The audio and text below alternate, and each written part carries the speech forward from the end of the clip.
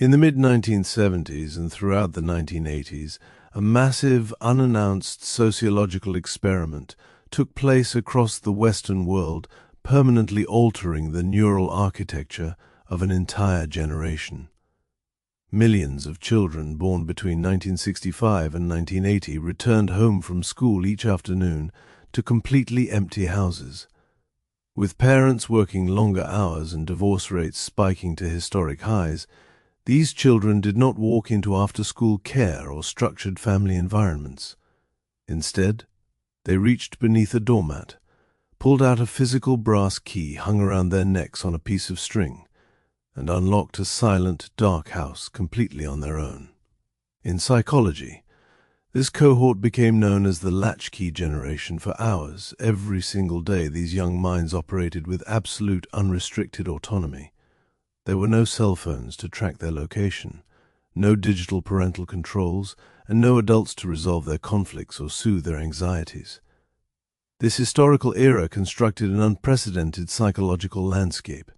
It proved that human resilience can be aggressively forged through isolation, but it also exposed a deeply hidden emotional tax. The human brain, sitting in darkness, values safety and guidance above all else. When a child is forced to become their own protector at an early age, their subconscious executes an automated survival shift, wiring them for a lifetime of hyper-independence that completely alters how they navigate the adult world. This profound psychological adaptation is driven by a mechanism known in developmental psychology as compulsory hyper-independence. When a child routinely encounters an environment where adult protection and emotional guidance are physically absent, their subconscious mind stops expecting external support. The ego cannot tolerate the terrifying vulnerability of feeling unprotected in a massive, unpredictable world. To shield itself from the chronic anxiety of abandonment, the mind constructs an aggressive psychological armor. It adopts a core belief: I am entirely on my own, and the only person I can ever truly rely on is myself. This is not a conscious, logical choice. It is an automated defensive maneuver executed by the subconscious to secure internal stability. In your childhood workspace, this hyper-independence manifested as a fierce, stoic self-reliance. You learn to cook your own meals, clean your own space, and process your own emotional distress without ever crying out for help. But beneath this impressive mask of early maturity lies a rigid neural boundary. The brain treats reliance on others as an immediate, high-risk survival emergency, ensuring you remain completely closed off from external assistance, simply to maintain your emotional safety inside a world you perceive as fundamentally neglectful. To see why this early self-reliance leaves such a permanent mark, we must look at the neurobiology of chronic isolation and the attachment pathways. When modern neuroscientists study the long-term effects of early life independence, they observe an extraordinary neural adaptation inside the prefrontal cortex and the amygdala. Under normal developmental conditions, a child relies on the calm, regulating presence of a caregiver to soothe their nervous system during times of high stress or fear. This interaction strengthens the neural pathways responsible for emotional safety and social trust. However, when a latchkey child experiences fear, loneliness, or distress in an empty house, their brain cannot access an external regulator. The amygdala fires an immediate alarm, and the child is forced to rapidly deploy their own immature prefrontal cortex to suppress the fear. This constant, unassisted self-soothing causes an accelerated maturation of the brain's threat processing networks. The neural pathways responsible for deep social trust and vulnerability drop in activity, while the networks associated with hypervigilance and self-protection become permanently thick and rigid. Your biology pulls the plug on your natural dependency, forcing your nervous system to remain on a permanent, defensive autopilot. When this intense neurobiological self-preservation takes hold, the adult mind deploys an aggressive psychological shield known as stoic emotional dismissal. This is an automated defensive maneuver where an individual observes their own deep emotional needs or the vulnerabilities of those around them and chooses to treat them with complete indifference or casual cynicism. The ego cannot handle the perceived weakness of admitting it needs affection, validation, or support. To protect your pride from the terrifying possibility of being let down or ignored by others, your brain performs a catastrophic minimization of emotion. It tells a story. I don't need anyone's help. Feelings are an unnecessary distraction, and dealing with problems in silence is the only true sign of strength. Notice how the mind uses stoicism as an emotional shield to justify its absolute isolation. This process happens entirely beneath your conscious awareness. You genuinely believe you are being practical, resilient, and independent, while your brain is actually weaponizing your early neglect to freeze your vulnerability, ensuring you remain completely blind to your own emotional hunger, simply to avoid the risk of relying on a crowd. The primary weapon the adult Gen X ego uses to reinforce this emotional isolation is a process called informational self-sustenance. When a person raised in absolute autonomy experiences a crisis or an intense professional bottleneck in their computer workspace, they do not seek collaboration.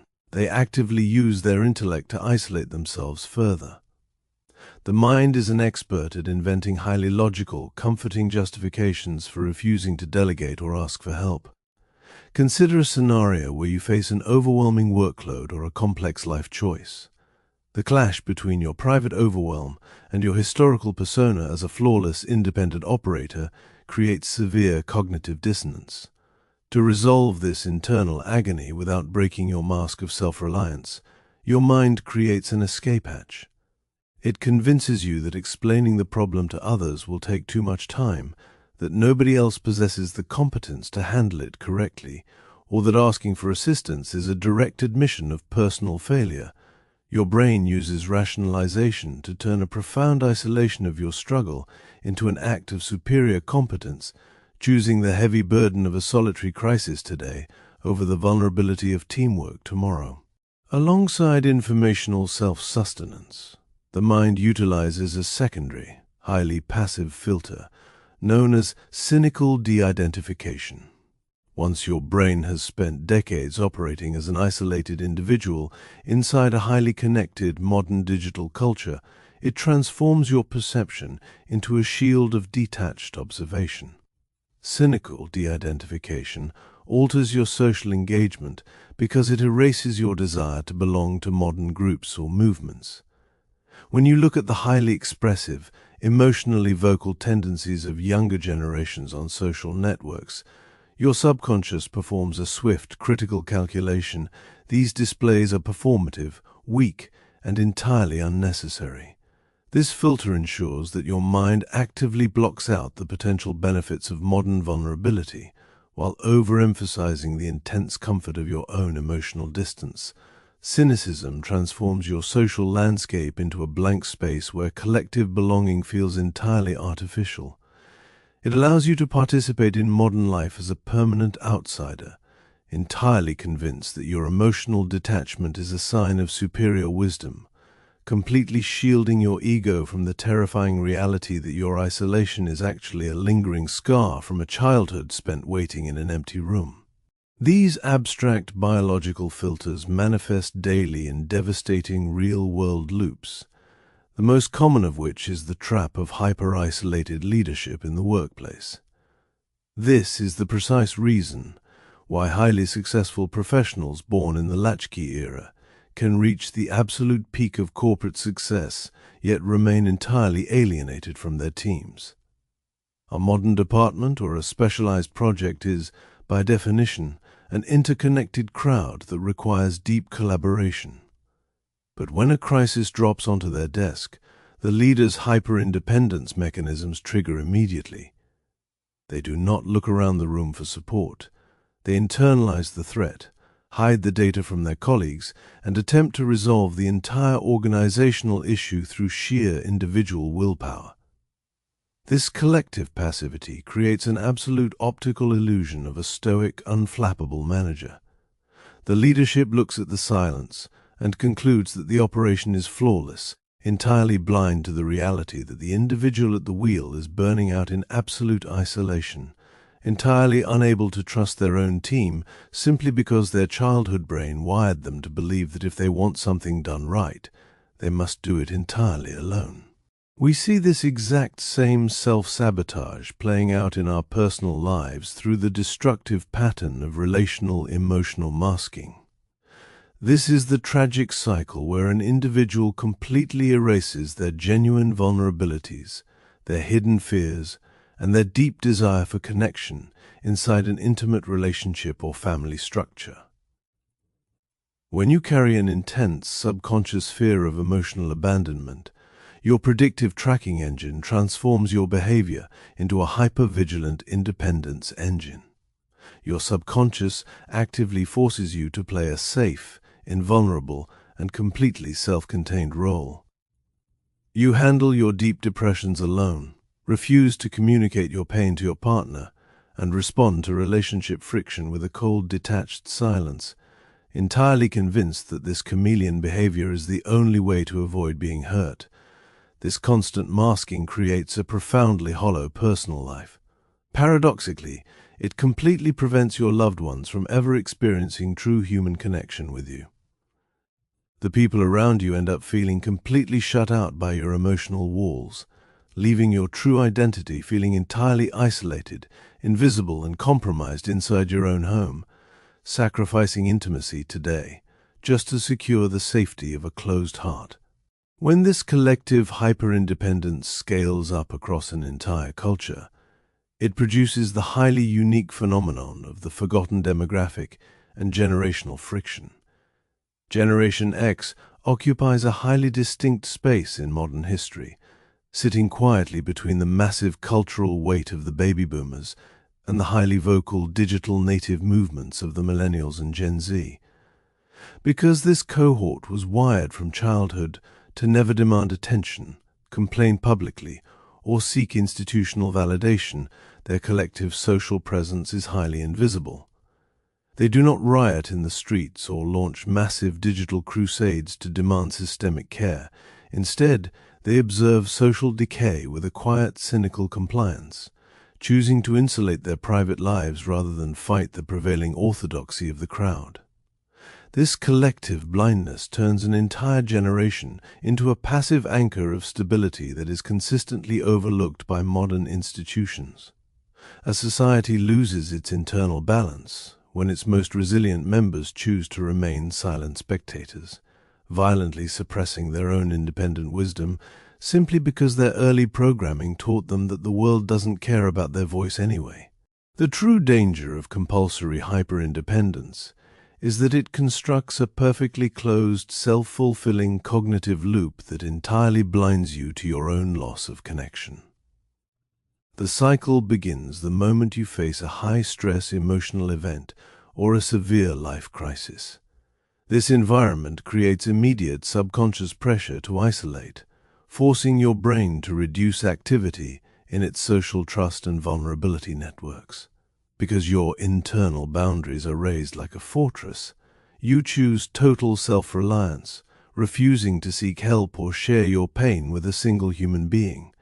To clear the immediate wave of exhaustion, your mind instantly deploys stoic emotional dismissal and rationalization, rewriting the event to convince your conscious ego that standing completely alone is a sign of superior strength. This failure to allow anyone into your private world is then used by your predictive engine as a new, acceptable baseline for the future. When the next opportunity for connection arrives, your mind looks at its past data and says, "We survived the dark house alone before, and we are still standing, so it is safe to shut the door again," permanently locking you in a loop of herd independence. Dismantling this matrix of collective isolation requires a rare, aggressive practice known as intentional interdependence.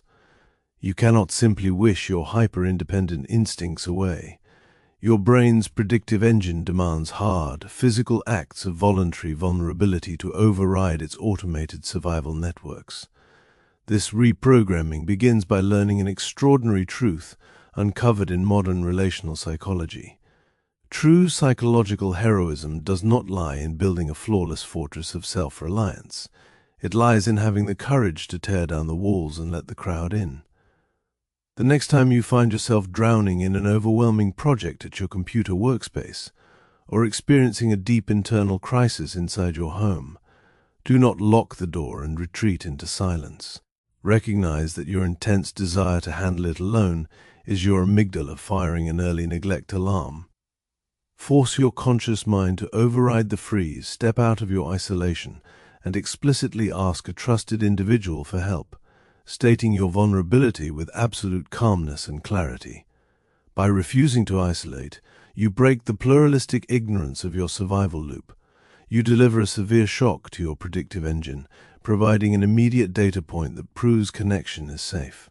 Tearing down your fortress of self-reliance and allowing yourself to be truly seen is an act of supreme psychological heroism, because it forces you to face the raw neural pain of potential rejection and public visibility. Your brain will fight this process at every single turn, desperately screaming at you to keep your head down, handle it alone, and accept the comfortable shared illusions of your isolation simply to keep your ego safe from the agony of being let down again. But now that you know the anatomy of the trap, now that you understand how your subconscious mind uses hyper-independence, stoic dismissal, and informational self-sustenance to turn you into an isolated echo, the dark house of your childhood has lost its lock over your consciousness. You can choose to step out of the isolation and view your relationships with absolute, unyielding clarity. This navigation of your subconscious architecture is a lifelong education, and your brain utilizes dozens of other invisible neural mechanisms every single day to dictate your choices and trap you on autopilot without your consent.